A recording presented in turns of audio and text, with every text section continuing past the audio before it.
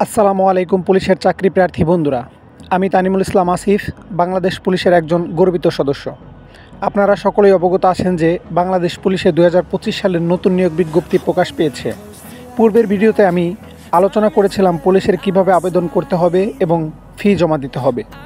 এই ভিডিওতে পুলিশ মাঠে কি কি কাগজ নিয়ে যাওয়া লাগবে এই বিষয়ে আলোচনা করব, তাই স্কিপ না করে পুরো ভিডিওটি দেখার অনুরোধ রইল।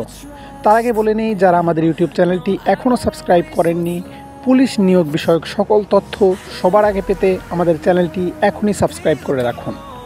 পুলিশ মাঠে যে কাগজ নিয়ে যেতে হবে: 2 কপি অ্যাডমিট কার্ড ডাউনলোড করে নিয়ে যেতে হবে, শিক্ষাগত যোগ্যতার মূল সনদপত্র নিয়ে যেতে হবে, সর্বশেষ শিক্ষা প্রতিষ্ঠান হতে চারিত্রিক সনদপত্র নিয়ে যেতে হবে, ইউনিয়ন পরিষদ বা ওয়ার্ড কাউন্সিলর কর্তৃক নাগরিক সনদপত্র নিয়ে যেতে হবে, আইনানুগ অভিভাবক হতে সম্মতিপত্র আনতে হবে, এনআইডি এর মূল কপি নিয়ে যেতে হবে। যদি আপনার এনআইডি এর মূল কপি না থাকে তবে আপনার পিতা বা মাতার যে কোনো একজনের বা দুজনেরই এনআইডি এর মূল কপি অবশ্যই সাথে করে নিয়ে যাবেন।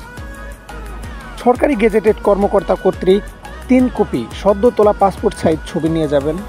মুক্তিযোদ্ধার সন্তান যদি হয়ে থাকেন সেক্ষেত্রে আপনাকে মুক্তিযোদ্ধা সার্টিফিকেট নিয়ে যেতে হবে।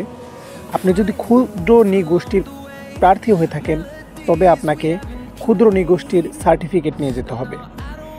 চাকরিজীবী যদি হয়ে থাকেন তবে আপনাকে আবশ্যিকভাবে যথাযথ কর্তৃপক্ষের অনুমতিপত্র লাগবে। তো আজকে এই পর্যন্তই। পরবর্তী ভিডিওতে আলোচনা করব পুলিশ মাঠে কি কি ইভেন্ট হয়। সেই পর্যন্ত সুস্থ থাকুন, সুন্দর থাকুন। দেখা হবে পরের ভিডিওতে। আল্লাহ হাফেজ, বেস্ট অফ লাক।